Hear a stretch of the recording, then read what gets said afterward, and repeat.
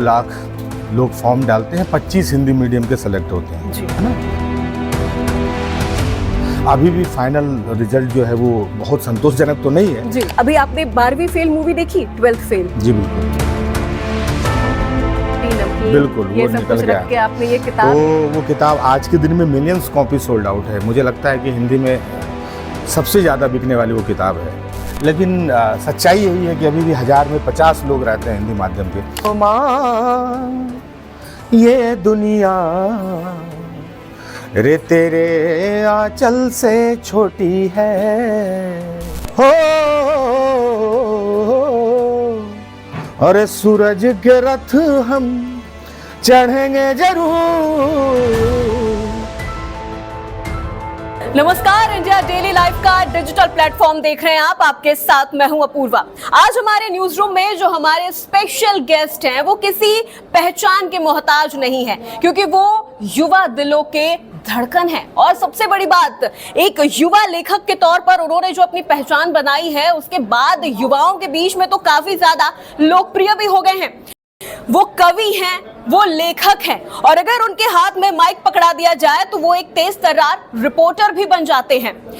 भारत के कई नामी किताबों में उनकी किताब भी शुमार है, शामिल है, और इसके अलावा साहित्य अकादमी पुरस्कार से भी उन्हें नवाजा गया है। इसके अलावा और भी कई उपलब्धियां उनके नाम से जुड़ी हैं, जो एक एक करके आपको बताएंगे। तो चलिए सबसे पहले आपको हमारे आज के गेस्ट से मिलवाते हैं, नीलोत्पल मृणाल जी।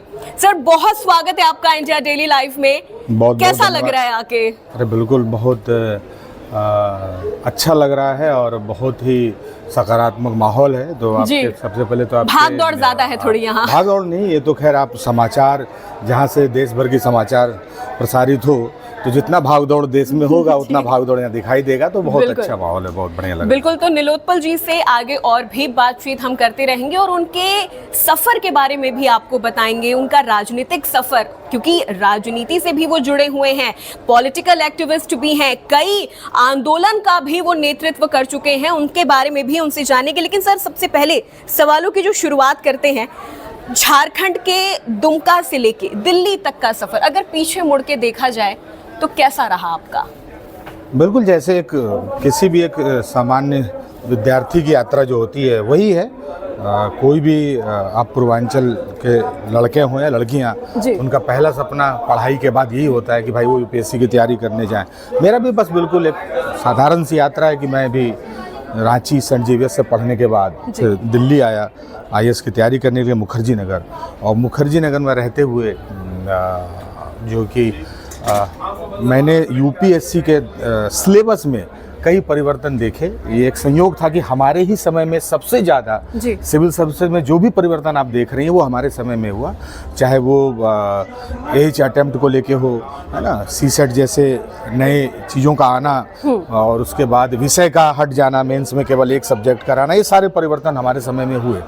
तो इसके खिलाफ आंदोलन भी खड़ा हुआ। सीसेट आंदोलन आपका काफ़ी ज़्यादा दिलचस्प रहा। हाँ जी, तो उसके बारे में कहाँ से वो शुरू हुआ? क्या आपको लगा कि बदलाव लाना चाहिए, क्योंकि वो यूपीएससी के बिल्कुल अगेंस्ट में था? ये जो है सीसेट का आंदोलन, हालांकि तब की मीडिया ने भी इसे बहुत कवरेज तो दिया था, लेकिन चूंकि इस तरह का प्लेटफॉर्म, डिजिटल प्लेटफॉर्म उस वक्त 2014 में शायद नहीं था, इसलिए हम उसके महत्व को नहीं जान पाए। लेकिन वो ग्रामीण भारत के छात्र छात्राओं के लिए एक इतना बड़ा वो आंदोलन था कि सीसेट क्वालिफाइंग ही नहीं कर पाते थे छात्र, हमारे जो मानविकी के छात्र हैं या जो ग्रामीण भारत के छात्र और छात्राएं हैं। तो 2014 में आंदोलन हुआ और 15 में हमें सफलता मिली, 15 में सीसेट क्वालिफाइंग हुआ, और उसके बाद अब जाके हम देखते हैं कि फिर से हिंदी मीडियम के लड़कियां पीटी कर रही हैं, है ना। अभी भी फाइनल रिजल्ट जो है वो बहुत संतोषजनक तो नहीं है। हालांकि आपको कोचिंग के प्रचार प्रसार में, पोस्टर में दिखता होगा कि शायद हिंदी माध्यम के लड़के लड़कियां बाजी मार रहे हैं, लेकिन सच्चाई यही है कि अभी भी 1000 में 50 लोग रहते हैं हिंदी माध्यम के। और ये एक बड़ी समस्या भी होती है सर, जो हिंदी माध्यम के जो स्टूडेंट्स होते हैं, क्योंकि अभी आपने 12वीं फेल मूवी देखी, 12th फेल? जी बिल्कुल सर, वो पूरी तरह से वो पृष्ठभूमि उन्हीं चीज़ों को लेकर बनाई गई है कि किस तरह से एक हिंदी मीडियम का जो छात्र है वो इंटरव्यू भी हिंदी मीडियम में दे रहा है। बिल्कुल देते भी हैं। आपने उसी फिल्म में एक डायलॉग सुना होगा कि 2 लाख लोग फॉर्म डालते हैं, 25 हिंदी मीडियम के सेलेक्ट होते हैं, है ना। तो आप इसी से समझिए कि रेशियो क्या रहा होगा। तो वो कहानी जब की हो, हालांकि तब तो सिलेक्शन होते भी थे, तब तो कम से कम 100, 150, 200 लोग हिंदी मीडियम के पास हुआ करते थे 2010 के पहले। जी। अब वो जो स्थिति है, अब वो 40-50 में भी जो 20 की संख्या वो घर में बैठ के विद्यार्थी कर रहा है, 20-30 कोचिंग से आ रहे हैं, वो भी देश भर से आ रहे हैं। जी। ठीक है ना। लेकिन हिंदी माध्यम की जो लड़ाई है वो भी पूरी नहीं हुई है। मैं सीसेट पे था कि सीसेट क्वालिफाइंग होने के बाद फिर से पीटी करने लगे हैं छात्र। जी। लेकिन फाइनल सिलेक्शन आज भी एक बहुत बड़ी बात है। मतलब ये लड़ाई अभी और आगे जारी रहेगी। बहुत बड़ी लड़ाई है वो, मतलब अगर आप इसको बैनर पोस्टर से अलग देखेंगी, जी, है ना, और अगर आप पड़ताल करेंगे कि भाई हिंदी माध्यम कहाँ है, तो आज भी बहुत बड़ी समस्या है। बिल्कुल सर, आपने खुद यूपीएससी की तैयारी की, लेकिन फिर आप लेखक बने, और जहां तक हमें पता है, जो जानकारी हमें मिली है, डार्क हॉर्स जो आपकी बेस्ट सेलर रही है, वो आपने 9 दिन के अंदर लिखा। लेखक बनने की हड़बड़ी थी या पटकथा तैयार थी? पटकथा तैयार थी, मैं वही जीवन जी रहा था। सीसेट का आंदोलन चल रहा था, और आंदोलन खत्म होने के बाद आपको लगता है जब हजारों छात्राओं के बीच आप रहते हैं, उनकी बात करते हैं ना। मैं 9 दिनों तक अनशन पर बैठा था इसी मुखर्जी नगर में।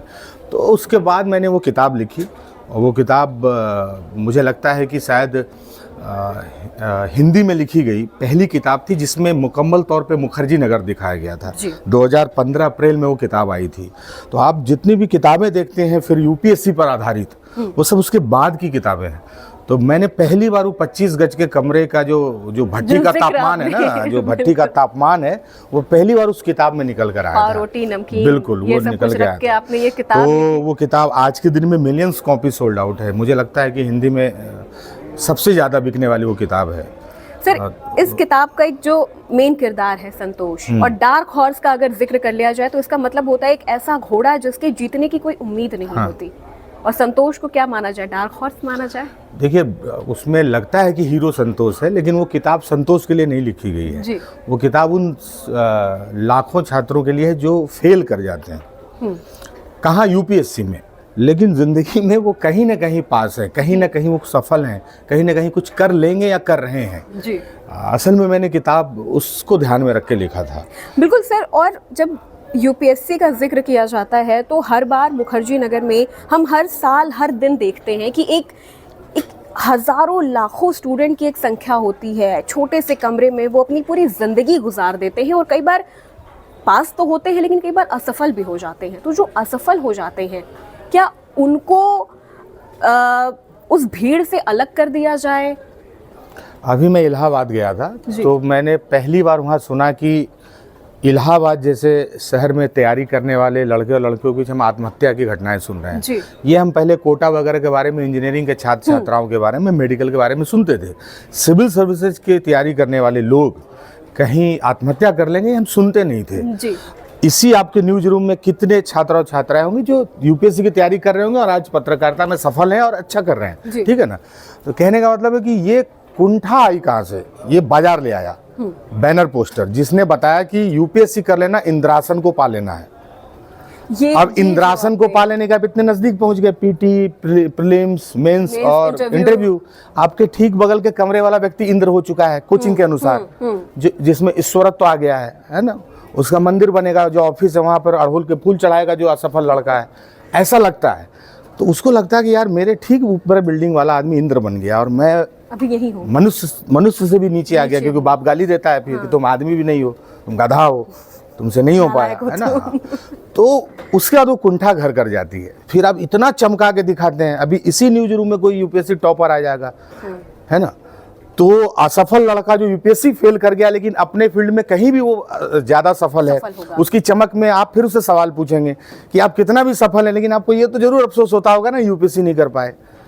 ये तो अमिताभ बच्चन से लोग पूछने मुखर्जी नगर में कि आप भले शहंशाह हो लेकिन आपको अफसोस तो रहा होगा कभी यूपीएससी कर लेते। ये जो बाजार बना देता है यूपीएससी कर लेते, कर ही लेते, यही अब कुंठित कर रहा है लोगों को। तो ये बताइए, या हम अगर बतौर लेखक हम ये बताएं या बतौर कवि हम ये बताएं, यही जीवन नहीं है। इसलिए डार्क हॉर्स की आखिरी पंक्ति क्या लिखी, ये समझना लोगों के लिए बहुत मुश्किल हो जाता है कि यही जीवन नहीं खत्म हो गया, एकदम नहीं है। बस आप सोचिए कि 3 लाख फीस लेके एक कोचिंग इंस्टीट्यूट में कोई टीचर खड़ा होता है, वो बोलता है कि आप अगर यूपीएससी ना करें तो ना करें, लेकिन अगर आप ये सिलेबस पढ़ लेंगे तो आप आदमी हो जाएंगे, ठीक। और सब ताली बजाने लगते हैं। अब वो सोचता है कि मैं बानर रूप में आया था कोचिंग, 3 लाख देके मैं मनुष्य बनने की प्रक्रिया में आ गया। वो आया था आईएएस बनने जी। उसको हम मनुष्य बनाने लगे। टीचर अचानक उपदेशक बन गया, उसको पता भी नहीं चला, और 3 लाख इसका फीस ले लिया। तो जब कोई इंस्टीट्यूट या कोई भी शिक्षक कोचिंग में पहले ही दिन बोलेगा कि मैं आपको मनुष्य बना दूंगा इस सिलेबस से, तो आपको लगता है पहले दिन कि आप ठगा गए, आपका प्लान ए फेल। फिर आपको संस्थान समझाने लगता है पोस्टर, प्लान बी रखो। प्लान बी हम का है, आप क्यों रखिएगा? प्लान बी मेरे माँ बाप रखेंगे या मैं रखूंगा? कोचिंग का काम प्लान बी पे काम करना नहीं है, उसको फीस दिया है प्लान ए का। तो ये चमक धमक, और उसके बाद अचानक से आपको आपके प्लान ए से हटा के ये बता देना कि कहीं तो हो जाओगे, कहीं तो ये कुंठित कर देता है। अधिकारी कहीं तो बन जाओगे, कहीं कुछ लटक जाओगे चलती बस अच्छा, में। आपने भी ये कुंठित कर दे रहा है। आपने भी यूपीएससी की तैयारी की, फिर आप लेखक बने, घर से निकले होंगे तो यही बता के ना कि माँ अधिकारी बन के आऊंगा। ऐसा कोई अफसोस की बात कहीं नहीं है, और अधिकतर घरों में कुछ नहीं होता। अधिकतर घरों में ये होता है कि आप 4 रोटी इज्जत से कमाने लायक बन गए कि नहीं, है ना। और फिर आकांक्षाओं का तो अंत नहीं है कि हमको क्या बनना है, क्या बन जाएंगे, तो फिर इसका अंत तो है नहीं।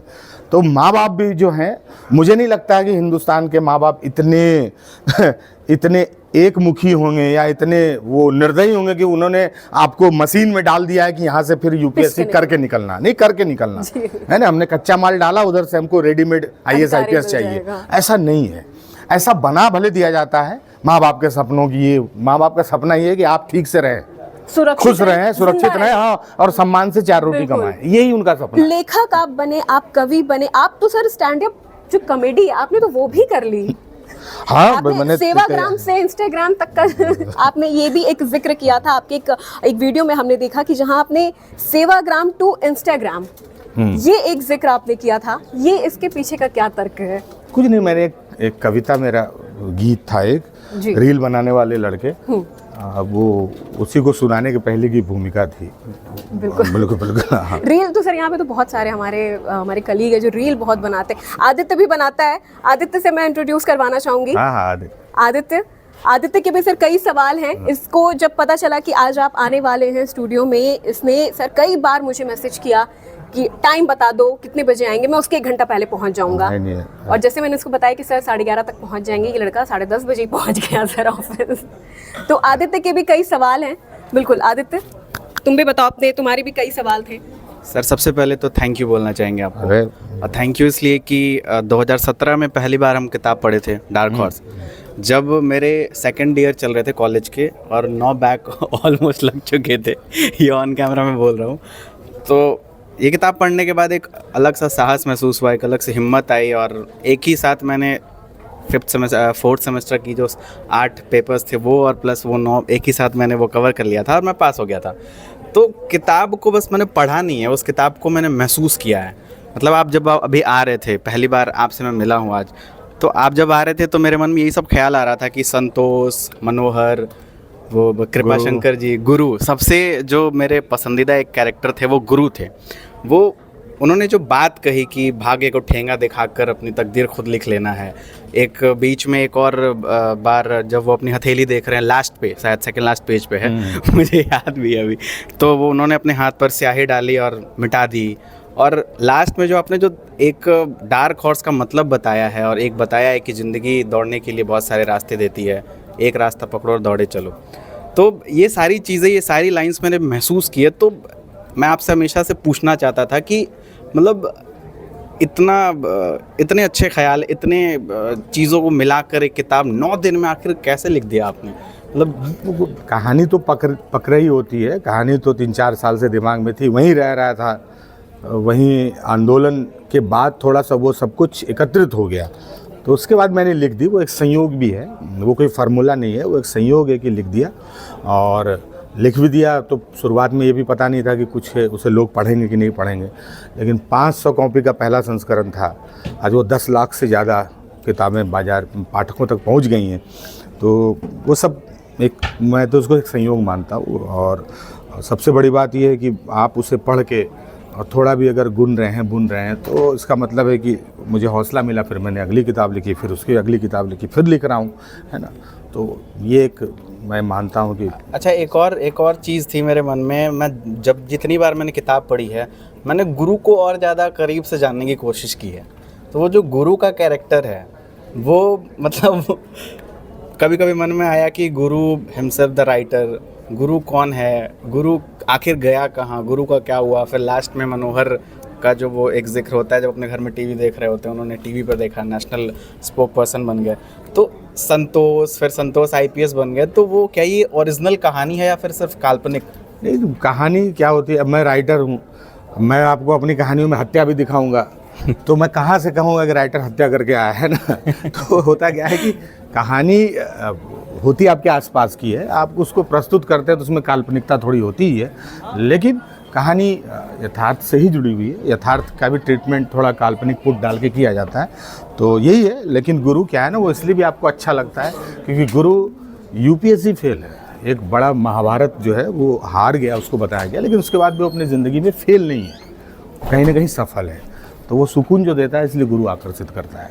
नहीं, गुरु का स्वभाव भी थोड़ा आकर्षित करता है, वो काफ़ी बोल्ड है। कृपा शंकर जी जो इतने ज्ञान के भंडार हैं, वो थोड़ा उनसे खौफ खाते हैं। बाकी लोग भी है जो उनसे थोड़ा खौफ खाते हैं। एक जावेद का कैरेक्टर है, वो भी मुझे काफ़ी पसंद आया।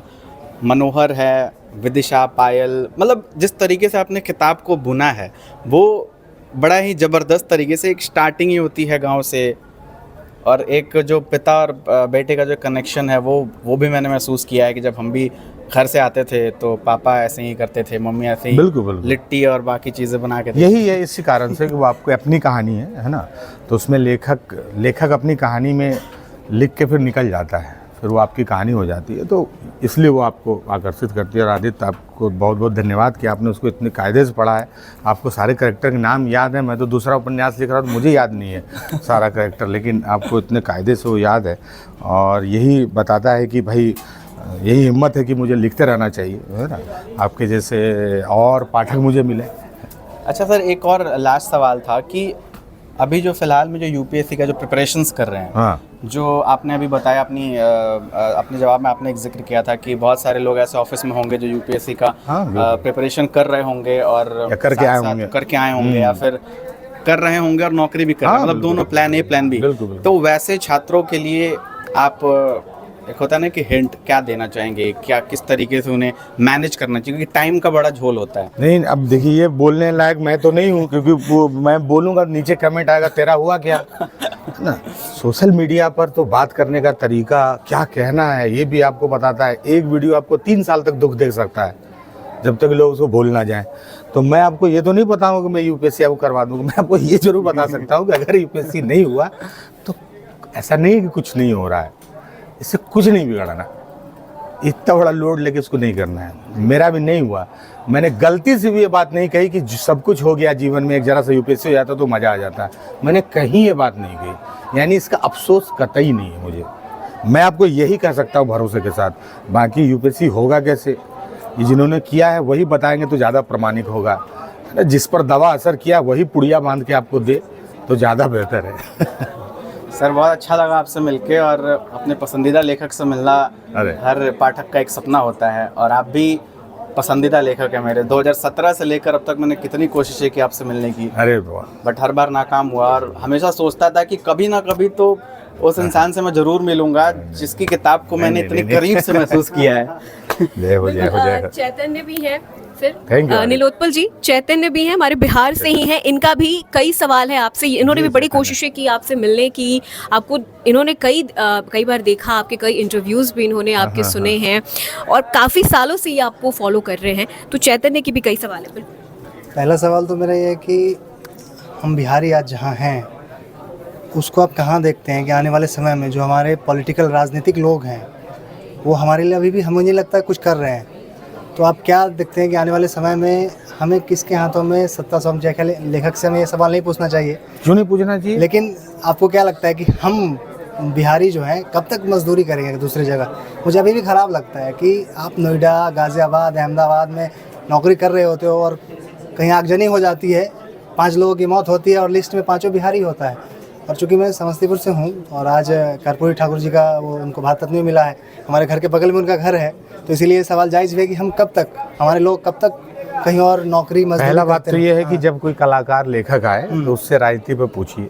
ये आप लोगों को किसने बताया कि हमारा काम आपका मनोरंजन करके ताली बजवाना नहीं, है? ये हमें कहीं कह नहीं रहा। हाँ। यही बात है। तो ये नहीं, दूसरा बात ये है कि ये बात जो आपने कहा, हम कहीं काम करने जा रहे हैं, इसका कारण ये नहीं है कि बहुत हीन भावना से ग्रसित होने वाली बात नहीं है। वाली बात नहीं है। आप क्या है कि जो इंफ्रास्ट्रक्चर बिहार में मौजूद नहीं है, तो आपका कौशल, आपकी प्रतिभा वो देश के काम कहीं ना कहीं आ रही हाँ, ये है। बात तो ये बहुत टिपिकल टाइप का अफसोस पहले का था कि हम क्यों जाएं कहीं बाहर। अब भाई हमारे यहाँ पंजाबी जो है बाल्टी सेट बेचता अरे है, नहीं, वो तो अरे गाँव घूम के, कश्मीरी ठीक है? लोग कम्बल हाँ, बेचते हैं, ये बात यही बात है ना। हाँ। तो उनको भी ये लगेगा भाई हम यहाँ जो है कि हाजीपुर में जाके कश्मीर से कम्बल लाके बेच रहे हैं। ये अफसोस की बात नहीं है, लेकिन ये है कि हमारे यहाँ अगर इंफ्रास्ट्रक्चर होता, अभी मोइनुल हक स्टेडियम में बॉल एक बार मार देता था तो कुत्ता लेके भाग जाता था बाहर, मैं यही पूछ रणजी रहा था। ट्रॉफी में, है ना। उसको फिर कुकुर को रोटी दे, फिर बॉल वापस लेके तब बॉलर को दे रहा था लोग। तो ये है कि ये सुविधाएं हाँ होनी चाहिए। होनी चाहिए, है ना। तो ये होनी चाहिए तभी जब आप बाहर आके और सशक्त होंगे। आप यहाँ न्यूज़ चैनल पर बैठ के दिल्ली में जब आवाज़ उठाइएगा तो आप अपने लिए भी आवाज़ उठाइएगा, तो ये ज़्यादा और मजबूत करिएगा। तो ये हीन भावना से ग्रसित मत होइए। हमारी संख्या ज़्यादा है इसलिए हम हर जगह हैं, हमारा स्किल है तो हम हर जगह जा रहे हैं। वो बात तो है, हम समझ रहे हैं कि हमारी संख्या है, हमारे पास स्किल भी है, हम कर हम जा रहे हैं। लेकिन हमारे जो बिहार में है फैक्ट्री के नाम पे सिर्फ लोहा कबाड़ सब अभी बेच लिया, उनको गाली दीजिए, उनको चुनाव में बदलिए, तो कैसे उसको अब हम बदल दौड़ा के उनको बदलिए। अरे हम लोग 3% वाले हैं बॉस, हम तो 3% हम क्या करेंगे। आप पहले बता रहे हैं, जब आप प्रतिशत में बढ़ जाएंगे तब तो वॉक ओवर उनको मिलता रहेगा। तो वही मैं यही मैं कह रहा हूँ कि आप जनमत देखिए, जनमत तैयार भी होता है ना दोस्त, है ना। मैं भी किसी प्रतिशत वाले में होऊंगा, चाहे जितने भी प्रतिशत में होऊंगा, लेकिन जनमत तैयार होता है। तो अगर मीडिया में बैठा व्यक्ति, या मैं लेखक हूँ, कवि हूँ, हमारे या जो कलाकार है जो फिल्म में आ रहे हैं, टीवी पे आ रहे हैं, जो अपनी कहानी दुनिया को दिखा सकते हैं, लाखों करोड़ों लोगों को एक बार में प्रभावित कर सकते हैं, वो जनमत भी तैयार करते हैं। नहीं वो तो है, लेकिन है क्या कि फिल्म वाले से पूछिएगा तो कहेगा राजनीति पर मत बोलो, उनसे विवाद हो जाएगा, है ना। लेखक को बोलेगा मैं लेखक हूँ, आप ही लोग सोशल मीडिया पर गाली देता है आदमी, तुम लेखक हो, मेरा मनोरंजन करो, तुमको राजनीति पर नहीं बोलना है। नहीं ये बात है ना। तो जो जनमत तैयार करने वाला मंच है वही राजनीति पर बात नहीं करेगा, तो कहाँ से जनमत तैयार होगा। और अब मैं यूपीएससी पे आता हूँ, जो कि मैं भी यूपीएससी का एस्पिरेंट था। अब चूँकि बिहारी हूँ तो यूपीएससी देना बनता है। बिल्कुल। और 2 अटेम्प्ट दिया मैंने, 4 साल तैयारी की, 2 अटेम्प्ट दिया भी, संयोग से नहीं हो पाया, तो फिर मतलब अब घर भी चलाना था, इसलिए पत्रकारिता शुरू कर दी। तो यूपीएससी के जो कैंडिडेट हैं जिनका नहीं हो पा रहा है, 3-4 साल से लगे हुए, उनको आप क्या कहना चाहते हो? क्योंकि आप भी उस पेज में थे और आपने भी देखा है उन चीज़ों को, और वो अच्छे पत्रकार बन जाएंगे, अच्छा रिपोर्टर बन जाएंगे, और क्या करते हैं कि कुछ भी कर लेंगे। अरे भाई यूपीएससी कितने लोग कर रहे हैं, और हिंदी मीडियम वाले कितना कर रहे हैं? हाँ कर ही नहीं रहा है। तो इसीलिए, और जो लोग नौकरी में हैं वो आप उनसे मिलिए तो वो आपको बताएंगे कि हमसे बेहतर जगह बची हुई हैं, हमसे बेहतर स्थान अभी भी है बचा हुआ जहाँ पर कई लोग अच्छा कर रहे हैं। तो इसको लेके मुझे भी पहले लगता था कि ये नहीं करेंगे तो क्या करेंगे, लेकिन ऐसा कुछ भी नहीं है दोस्त। कुछ ना होगा तो अच्छा होगा, मतलब ऐसा कुछ भी नहीं है, बस इतना लोड मत लीजिए। नहीं वो लोड तो मैं ले नहीं रहा, मैं छोड़ दिया, मैंने किताब बेच दी सब। बढ़िया। और एक मैं अंतिम में एक बात मैं बस कहना चाहूँगा कि एक बिहारी होने के नाते मैं दूसरे बिहारी को जब मैं देखता हूँ किसी मंच पे, किसी बड़े मंच पे जब आप संबोधन कर रहे होते हो, बता रहे होते हो, तो मुझे गर्व होता है कि यार कि कोई बिहारी जो है वो प्रतिनिधित्व प्रदान कर रहा है किसी क्षेत्र में, साहित्य के क्षेत्र में हो या गायकी के क्षेत्र में, तो मुझे अच्छा लगता है। इसलिए आपको धन्यवाद। अरे बहुत धन्यवाद, धन्यवाद, बहुत धन्यवाद आपको बहुत। और हम ऐसे ही बिहार को हमेशा गर्वित महसूस कराते रहेंगे। धन्यवाद, थैंक यू। बिल्कुल चैतन्य, हमसे क्या जागीर छिनोगे, हम तुम्हारे मनसबदार हैं। सर, एक बहुत ही दिलचस्प वाक्य आपके साथ हुआ था, आपसे एक सवाल पूछा गया था जिसके जवाब आप खुद ही थे। एक परीक्षा में एक सवाल ऐसा आया था जिसके जवाब भी आप खुद ही थे, वो क्या किस्सा था? वो MPPCS में एक प्रश्न मेरी किताब से आया था जी, तो डार्क हॉर्स से रिलेटेड, तो यही था। बहुत कम ऐसा संयोग होता है कि भाई आप एग्ज़ाम में बैठो और अपनी ही किताब के नाम को आप एग्ज़ाम में देखो। तो वो था, वो 2017-18 की शायद बात है। तो ये था वो वाक़या है मध्य प्रदेश के परीक्षा में, PCS परीक्षा में। तो बहुत वो खुशी तो देता ही है, साथ ही अफसोस भी देता है कि आप जिस परीक्षा में खुद नौकरी मांगने के लिए खड़े हैं वहाँ पर आप सवाल में अपनी किताब को सवाल देखते क्या हैं। था सर? सवाल ये था वही डार्क हॉर्स के अच्छा। राइटर के बारे में। किताब 2016 में किस साहित्य अकेडमी में मिला, यही था। तो आपका सर गमछा आंदोलन भी बड़ा वायरल हुआ था। गमछा आंदोलन, क्योंकि बिहारियों की ना सर, हम यूपी बिहारियों की ना शान होता है गमछा। वो कोई कंधे पे ले लिए वो- तो रौबदार बन गए, धूप लगा तो सर पे बांध लिए।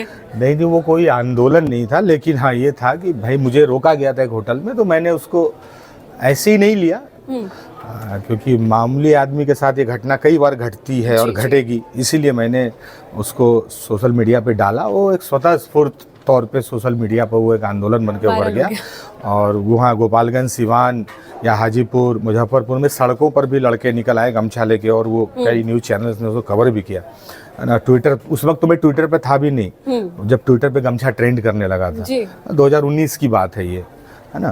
तो मैं तो ट्विटर पर भी नहीं था उस वक्त। तो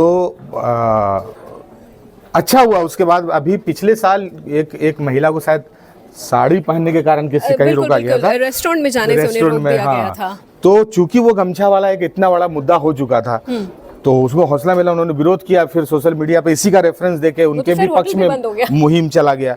तो अच्छा है, एक छोटा सा प्रयास था जिसको खुद से सोशल मीडिया ने ही कैरी करके उसको इतना बड़ा बनाया था। जी। हाँ, तो वो उन लोगों की देन है।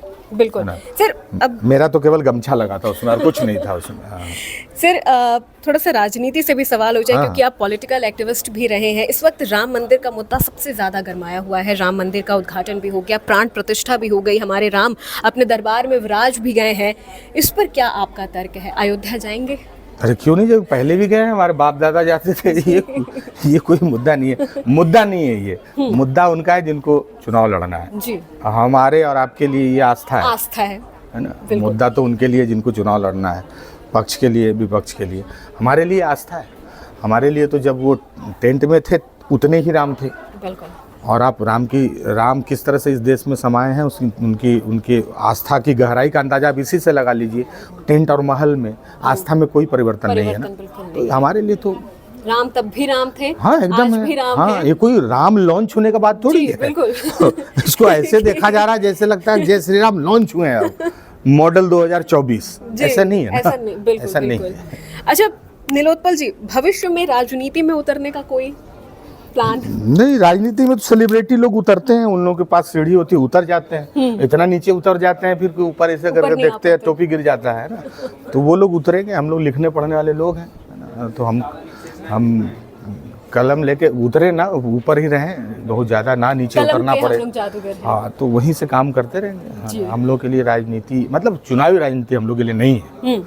बोलना लिखना ये तो है ही, जी वो करते रहेंगे, कर भी रहे हैं। बिल्कुल, क्योंकि देखा जा रहा है कि आजकल राम के नाम पे नेगेटिविटी भी काफ़ी ज़्यादा सोशल मीडिया पर हमें देखने को मिल रही है। और ये चीज़ें कभी कभी ऐसा लगता है कि राम को लोगों ने ट्रेंड बना लिया है, फैशन बना लिया है। नहीं, ये फैशन सोशल मीडिया के आने के साथ ही दशहरा में देखिएगा महिषासुर के पक्ष में भी अभियान चलता है। रावण के पक्ष में भी लोग खड़े हाँ, वो पहले रामनवमी रावण के पक्ष में चलता था। तो वो हमेशा से सोशल मीडिया पे एक पक्ष ऐसा रहता है जो किसी भी बातचीत में, किसी भी मुद्दे पर उसका एक काउंटर लेके आता है और फिर वो भी ट्रेंड करता जी। है ना। तो ये सब अधिकतर मसला जो है लाइक व्यू शेयर का ही है, इसी चीज़ इससे के ज़्यादा का ये नहीं है। जैसे है आपने ना। वो एक वीडियो बनाया था रील बनाने वाले लड़के। हाँ, ये अधिकतर मुद्दा उसी का है ना। जिसकी माँ अभी एकादशी का व्रत करके बैठी होगी, उसका बेटा भी वहाँ राम पर सवाल कर रहा होगा सोशल मीडिया पे। ठीक है, तो राम हमारे हृदय में रहे, और हृदय से निकाल के राजनीतिक पार्टी का काम उसको बूथ तक ले जाना, जैसे और हर घर नागरिक में राम, हर बूथ पर राम हर पहुंचाने बूथ का पे काम राम। हो जाए। ठीक है जी। ना। नागरिक का काम है कि राम जी को बूथ से इधर रखें, हृदय में, घर हृदय में, में मन में, है ना। बूथ पर ले जाने का पूरा प्रयास चुनाव में होगा पार्टी की ओर से, जी है ना। बूथ पर ही होगा झगड़ा। तो हम कि राम मंदिर किसके जाएं, हैं? हम मंदिर जाएंगे राम जी को लेके, हम बूथ थोड़ी जाएंगे, है ना। तो ये कोशिश तनु हमको भी करनी हैं, हमारी सहयोगी हैं, इनके भी कई सवाल हैं। इनका भी था कि जब नीलोत्पल जी आएंगे। नमस्ते। बिल्कुल, तनु। नमस्ते सर, सबसे पहले तो आप कैसे हैं? और आप बिल्कुल बहुत बढ़िया। अच्छा कर रहे हैं, बिहार को आप गौरवान्वित महसूस करवा रहे हैं। तो आप बिहारी हैं, मैं भी बिहारी हूँ, तो एक गाना आपका बिहार का बहुत वायरल हुआ था, तो मैं चाहती हूँ कि आप थोड़ा सा गुनगुना दें। हम बिहार हैं। हाँ हम भी हैं, वो गाना था, उसमें एक शब्द है रंगदार, जी हाँ। जिसके लिए कई बुद्धिजीवी मुझे ट्रोल करते हैं कि रंगदार शब्द जो है, तो रंगदार का अर्थ ये होता है कि जिसके व्यक्तित्व में कई रंग हों, हाँ। है ना। रंगदार का अर्थ कहीं भी अपराध या लूटपाट से नहीं है ना। तो कहते हैं कि भाई ये रंगदार, हम लोग दूल्हा को रंगदार कहते हैं, क्योंकि जब हाँ, शादी जब ब्याह में बारात कि लेके रंगदार आते हैं, दूल्हा हाँ। है ना, तो वो है, तो एक शब्द उसमें रंगदार है। तो ये गीत ऐसे था, अरे बौज बिहारी हासे हमेशा से हम रंगदार हैं, अरे लिट्टी खा गए मिट्टी कोड़े उर्वर टाल कछार हैं। और जो हम लोग भैया बोलने पर बिदक जाते थे कि सारी कंट्री भैया बोले हम सबके रिश्तेदार हैं, बिहार है रे राजा हम बिहार हैं, अरे बिहार है रे भैया हम बिहार हैं। ये गीत था जो बहुत ट्रेंड किया। हाँ, अभी जापान में डिप्टी सीएम बिहार के गए थे, तो बिहारी लोग वहाँ पर जो लोग अप्रवासी बिहारी थे, वो उन्होंने डिप्टी सीएम के साथ इस गीत को गा भी रहे थे, वो उसको ट्वीट भी किया था डिप्टी सीएम ने। तो है, चीज़ें पहुँच रही हैं अपने अपने जगह पर। बिहार की राजनीति को लेकर अगर मैं कुछ सवाल करूं, अभी आप देख ही रहे हैं सब कुछ जो उठा पटक चल रहा है, क्या लगता है नीतीश कुमार पे फिर से कयास लगाया जा रहा है कि वो फिर से चुनाव से पहले पलटी मार सकते हैं? क्या लगता है पलटी मारेंगे या नहीं? नेता कब पलटी मारेगा? देखिए, हम पराठा बनाते तो हम बता देते कि हम अब इसको पलटेंगे, है ना। नेता कब पलटी मारेगा ये तो नेता को भी पता नहीं है। जब नेता को पता नहीं है तो हम क्या उस पर भविष्यवाणी करेंगे, और मीडिया भी भविष्यवाणी करके बेवकूफ़ बनेगा इसमें, है ना।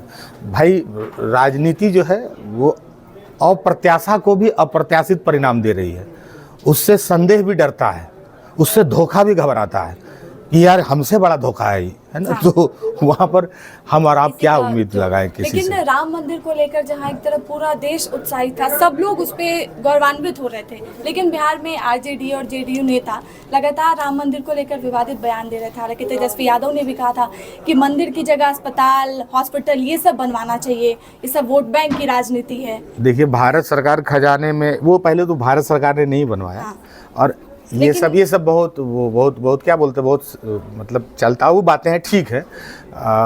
अस्पताल तो मंदिर ना भी बने तो भी बनना चाहिए, मंदिर बन गया तो इसको बंद तो नहीं कर देना चाहिए। ऐसा तो नहीं है कि मुखिया जी के पॉकेट में 100 रुपया है, उसमें से 10 रुपया यहाँ खर्च करना, 10 रुपया खर्च करना। भाई बड़ा बजट है, रोज़ बन सकता है, बनाइए।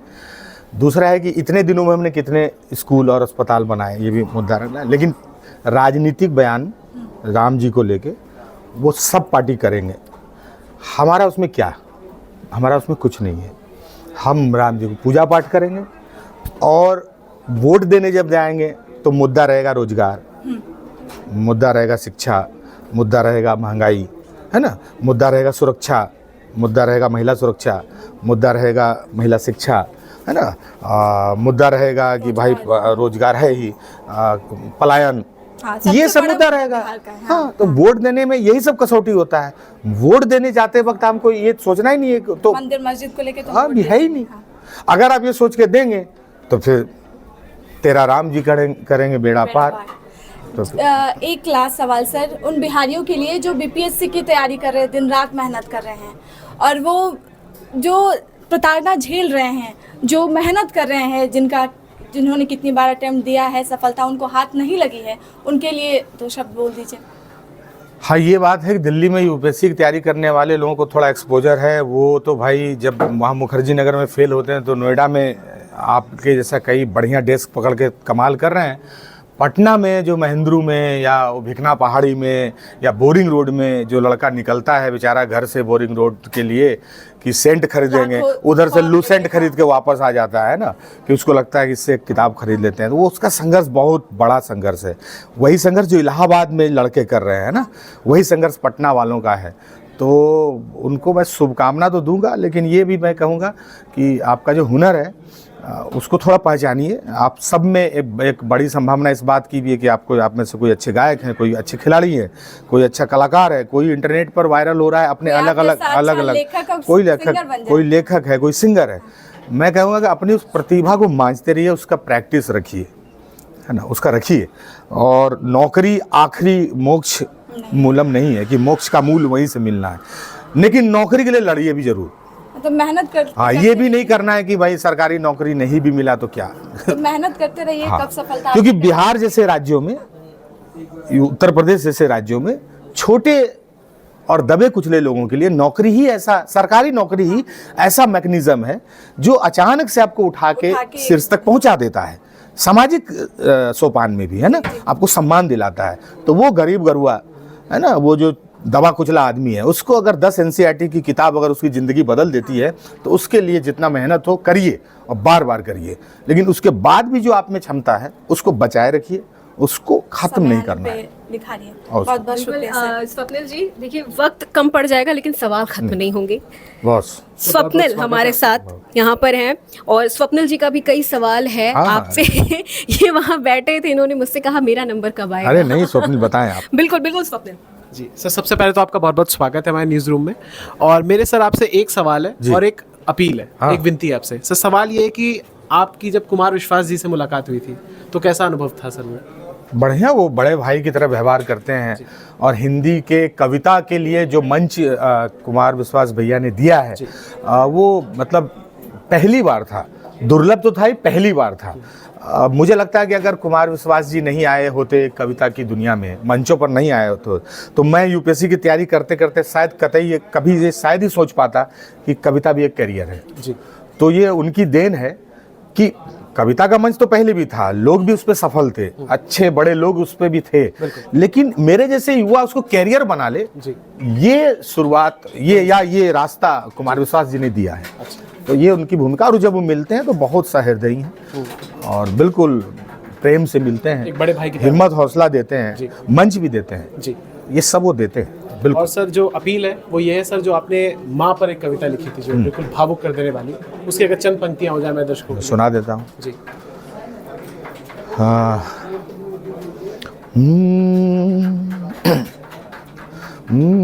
मोह माँ ये दुनिया रे तेरे आंचल से छोटी है, रे तेरे आंचल से छोटी है।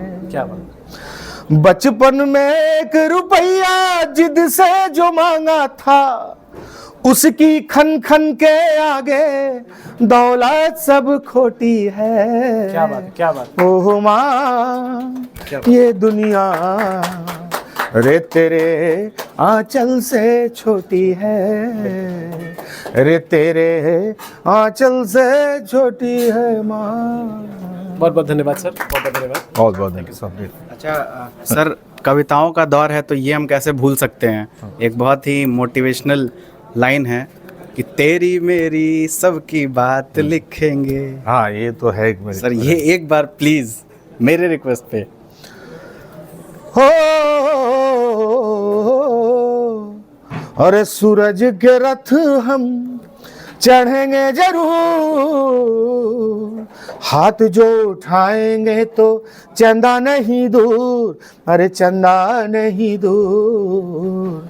पीपल महुआ शीशम और पलाश लिखेंगे, हम ही तो कल इतिहास लिखेंगे, तेरी मेरी सबकी बात लिखेंगे, हम ही तो कल इतिहास लिखेंगे जी, इतिहास लिखेंगे।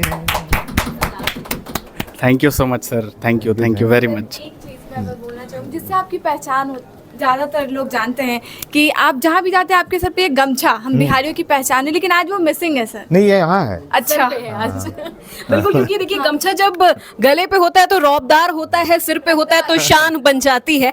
बिल्कुल सर, अब आपका ज्यादा वक्त नहीं लेंगे क्योंकि बहुत सवाल बहुत होंगे, वक्त कम पड़ जाएगा और आप यहाँ आए, आपने अपना इतना कीमती वक्त हमें दिया, हमारे सभी जो सहयोगी यहाँ पर थे उनके सवालों का आपने जवाब दिया। सर बहुत बहुत शुक्रिया आपका, आप यहाँ पर आए। बहुत बहुत धन्यवाद आपका अपूर्वा, आपने अपने स्टूडियो में मुझे बुलाया है ना, और सर ये हमारा सौभाग्य है कि आप आए। नहीं, तो बहुत अच्छा लगा और आपके साथियों को भी बहुत बहुत शुभकामनाएं, है ना। अभी तो इन लोगों के पास कितनी बड़ी संभावनाएं हैं, है ना। हम सब अपनी अपनी यात्रा में सफल हों। डार्क हॉर्स बिल्कुल। हर एक आदमी में छिपा हुआ है, कौन किस रेस का जीतता हुआ घोड़ा है हम नहीं जानते हैं। बिल्कुल सर, बहुत शुक्रिया नीलोत्पल जी, आप यहाँ पर आए, बहुत- आपने इतना कीमती वक्त दिया। हम चाहेंगे कि जिस तरह से बिहार को आपने एक अलग मुकाम दिया, एक अलग पहचान दी है, उसी तरह से हम सब भी आपके रास्तों पर चले और जहाँ से जिस माटी से हम आते हैं उस माटी की हम एक अलग पहचान बने। जी जी बिल्कुल बिल्कुल सर। सर, हालांकि मैं एडिटोरियल से ताल्लुक़ नहीं रखता हूँ, जी, जी, जी। लेकिन आप आए हैं, बड़े सौभाग्य की बात है। सर, और आप सर, बिहार सर। की पावन भूमि से जुड़े हुए हैं। बिहार ने इस देश को बहुत अनमोल रत्न दिए हैं। आज भारत रत्न दिया है बिहार ने, बिल्कुल, आज बिल्कुल। कर्पूरी डॉक्टर ठाकुर राजेंद्र जी प्रसाद को। जैसे मतलब महान आत्मा दी हैं। सर, मैंने अभी रिसेंटली एक मूवी देखी है विदु विनोद चोपड़ा की, जिसका नाम है 12th फेल। बिल्कुल। बड़ी ही प्रेरणादायक फिल्म है और विक्रांत मैसी ने बड़ी गजब की एक्टिंग की है। और जो आप अभी कह रहे थे कि नौकरी ही अंतिम लक्ष्य नहीं है, वो आईएएस के फाइनल एग्ज़ाम में इंटरव्यू में जब उसे ऐसा फील होता है कि वो रिजेक्ट हो गया है, तो वो कहता है कि मुझे अब नौकरी की भी लालसा नहीं रही, अगर मुझे नहीं मिलेगी तो मैं अपने गांव जाके लोगों को ये तालीम दूंगा कि चीटिंग से कुछ नहीं हो सकता है। तो वो जो एक मोक्ष की प्राप्ति वाला जो एहसास है, जो अनुभूति है, और चूंकि आप भी यूपीएससी से काफ़ी संलग्न रहे हैं, आपने बड़ा सीरियस अटेम्प्ट किए हैं, तो आप इस फिल्म को कैसे आंकते हैं और इसमें क्या प्रेरणा आपको? देखिए, इस फिल्म के साथ जो दो बातें हैं वो ये है, एक तो है कि इसको लिखा है मेरे बड़े भाई अनुराग पाठक जी ने, है ना, तो मेरे बहुत स्नेह है उनका। और ये जिस पर लिखी गई है मनोज शर्मा सर हैं, उनका भी बहुत स्नेह मुझे मिलता है। तो मैं दोनों से परिचित हूँ, लेखक से और जिन पर ये फिल्म लिखी गई है। तो वो एक ऐसी किताब है 12th फेल, जिसने लाखों छात्राओं को आंदोलित किया, उसको प्रेरणा दी, है ना। तो उस पर उसको फिल्म के तौर पे देखना और उसमें भी विदु विनोद चोपड़ा के कैमरे से देखना निश्चित रूप से एक ऐसा अनुभव है जिसको लोग वर्षों दशकों याद रखेंगे और लाखों करोड़ों छात्र छात्राएं उससे प्रेरित होंगे। तो वो फिल्म मैंने शुरुआत में ही देखी थी और निश्चित रूप से वो हमें प्रेरित करने वाली एक फिल्म है। बिल्कुल। बस मैं आपका यही रिमार्क चाहता था, क्योंकि आप चूँकि जुड़े हुए हैं इन तमाम लोगों से, और फिल्म बहुत पसंद आई है। बहुत पसंद आई है और मैं और वो तो प्रेरित करने वाली फिल्म है। और तमाम असफलताओं के बावजूद जो उसके अंदर जो एक स्पिरिट और एक जो ज़ील आती है, वो बहुत कमाल की चीज़ है। और सबसे बड़ी चीज़ की भाषा का जो इन्फीरियरिटी कॉम्प्लेक्स आमतौर पे बिहार के स्टूडेंट्स को रहता है, उससे उभारने का बड़ा भरसक प्रयास किया गया है। बिल्कुल बिल्कुल, वो है ही। और निश्चित रूप से वो एक तरह से आपने एक अलग दृष्टिकोण से उसको देखा कि भाषा को लेकर भी जो एक वो रहती है, उसमें भी एक हिम्मत देने की बात है। बहुत बहुत शुक्रिया सर आपका। बिल्कुल बिल्कुल, बहुत शुक्रिया नीलोत्पल जी, आप यहाँ पर आए, आपका सबके सवालों के जवाब दिए। मैंने वही कहा ना सर, वक्त खत्म हो जाएगा, सवाल नहीं खत्म होंगे। तो हम यही चाहेंगे कि आप और उन्नति को प्राप्त करें और हमें भी अपना आशीर्वाद देते रहें। बिल्कुल। तो नीलोत्पल जी, आप आए, बहुत शुक्रिया आपका। और हम चाहेंगे कि आप इसी तरह एक बार फिर दोबारा भी आप हमारे पास आएँ, हमसे हमारे देखिए सवाल खत्म नहीं हुए हैं। तो आप सब भी देखते रहिए इंडिया डेली लाइफ का डिजिटल प्लेटफॉर्म। नमस्कार।